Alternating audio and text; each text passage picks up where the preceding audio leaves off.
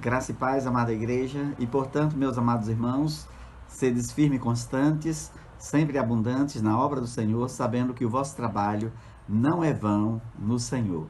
Hoje nós vamos estar dando continuidade ao estudo que começamos na terça-feira passada, falando sobre o plano da salvação.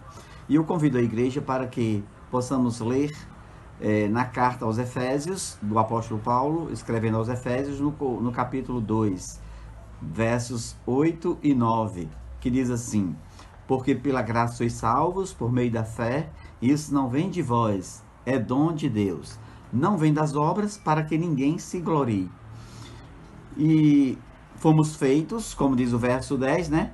Que somos feituras de Deus, criados em Cristo Jesus para as boas obras, os quais Deus preparou para que andássemos nelas. Queridos, dando sequência ao nosso estudo sobre o plano da salvação, a palavra de Deus é muito clara sobre isto e diz que a salvação é dom de Deus e é um dom gratuito de Deus aos homens, e se devemos obter a salvação não com esforço nosso, humano, mas através do sacrifício de Jesus Cristo aos homens. Como diz o evangelista São João, que diz assim: eis o Cordeiro de Deus, que tira o pecado do homem. João 1,29 fala assim, dizendo: eis aí o Cordeiro de Deus, que tira o pecado da humanidade, dos homens. E as obras, como diz aqui o texto da palavra de Deus, que nós somos salvos por meio da graça, através da graça de Cristo, por meio da fé, e que isso não vem de vós, é dom de Deus. As obras são algo assim muito importante, mas não para salvar o homem. Devemos fazer as obras porque já fomos alcançados, já fomos salvos. É um dever nosso. Fomos criados para fazer as boas obras. E Deus se agrada disso também. Tanto agradamos ao Senhor fazendo as boas ações, as boas obras, ao nosso próximo, como também Deus fica feliz com isso, o nosso Deus.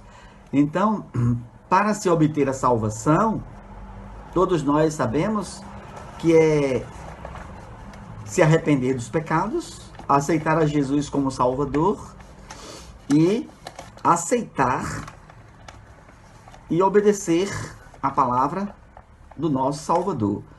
Então, quando o homem se arrepende e aceita o plano da salvação, ele já está salvo da condenação. Agora, ele é responsável pelos seus atos, pelo seu pecado cotidiano, do dia a dia. Ele é responsável pelas suas atitudes. Jesus nos salva da condenação eterna. E o homem precisa se esforçar para não andar pecando, porque o pecado não nos faz bem e não condiz com o salvo. E o profeta Isaías fala lá no capítulo 64, verso 6, que a nossa justiça é como trapo de imundícias. Então todos nós somos como folhas, e as nossas culpas como vento, como vento que arrebatam. Então nós precisamos ter consciência de que a salvação não é pelo mérito do homem, mas é um dom gratuito de Deus aos homens. Jesus Cristo é quem nos salva e não as obras. Nós sabemos que existem algumas correntes de fé que trata de forma bem distinta com relação às obras, mas nós sabemos que as obras não salvam. Quem salva é Cristo Jesus, e que nós precisamos fazer as obras não para obter a salvação, como já foi dito, mas porque fomos feitos para as boas obras. E como salvação é um presente de Deus aos homens, através do seu Filho Jesus Cristo, não é?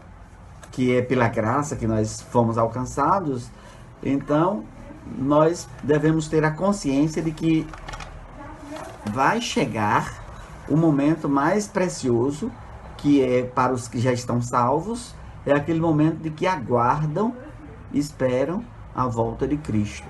Jesus vai voltar e com os seus anjos e com grande poder e glória para, juntamente com ele, levar a sua igreja salva, lavada e remida pelo sangue de Cristo.